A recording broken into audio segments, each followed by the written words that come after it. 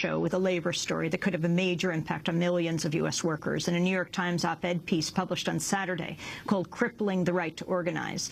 The former chair of the National Labor Relations Board, William Gould, writes, "Unless something changes in Washington, American workers will on New Year's Day effectively lose their right to be represented by a union."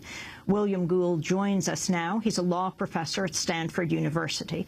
We welcome you to Democracy Now! Talk about what exactly is this threat that most people in this country know nothing about right now? Well, the National Labor Relations Board, so says the Supreme Court, has to have a quorum of 3 to operate, and on January 1, it will have 2 members because of the fact that the Senate Republicans are blocking President Obama's appointees to the board and also refusing to allow a recess appointment. Well, first, explain what the National Labor Relations Board is, why it is so important for the functioning of unions in this country, Professor Gould. Yes, well, the National Labor Relations Board is a referee between labor and management. It protects the right of workers to join unions, not to be discriminated against on account of union activity, and it also conducts votes to which oblige employers to bargain with unions when a majority of workers support the union. All of this will go away, and workers will be completely defenseless if the board has only 2 members on January 1, as it looks as though will be the case at this moment. When was the NLRB set up? And what exactly then would happen? Why would there be no recess? Because that's how there would be no recess appointment. Well, the National Labor Relations Board was set up in the Great Depression. It was one of President Roosevelt's initiatives at that time in 1935. The House of Representatives this year has devised a tactic not previously engaged in where they refuse to allow the Senate by not signing the necessary papers to go into recess.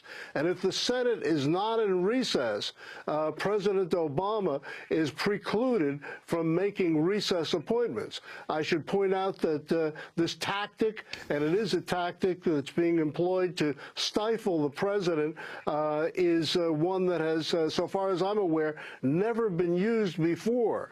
Usually it's the Senate that makes these decisions, not the House of Representatives. Professor Gould, you wrote in your op-ed piece in the New York Times, workers illegally fired for union organizing won't be reinstated with back pay. Employers will be able to get away with interfering with union elections. Perhaps most important, employers won't have to recognize unions despite a majority vote by workers. Elaborate on this. Well, the National Labor Relations Board, which will, unless it has 3 members on January 1, go out of business for the purpose of resolving disputes between labor and management, is the agency that conducts votes, that obliges employers to bargain with unions, and which protects workers through remedies, including reinstatement and back pay when workers are discriminated against for union activity. What do you think President Obama needs to do now to make this issue public? Very few people understand that this would be the first time the NLRB, the National Labor Relations Board, would be unable to function. Yes, well, the president needs to spotlight this issue. He has, of course, many things on his plate right now, but he needs to make this front and center so that the general population knows what's at stake here. Most of this is not very well known.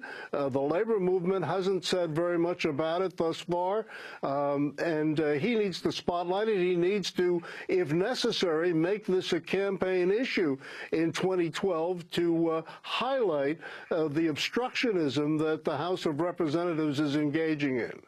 In a letter to the president Monday, all 47 Republican senators said President Obama should allow the Senate to consider his nominees, Sharon Block and Richard Griffin.